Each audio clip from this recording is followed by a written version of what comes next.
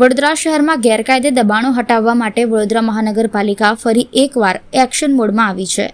શહેરના અનેક વિસ્તારોમાં કાચા પાકા દબાણો, ગેરકાયદે ઢોરવાડા તેમજ લારી ગલ્લા, પથારા, શેડ જેવા ગેરકાયદે બાંધકામો સામે દબાણ શાખા દ્વારા વ્યાપક કાર્યવાહી શરૂ કરવામાં આવી છે.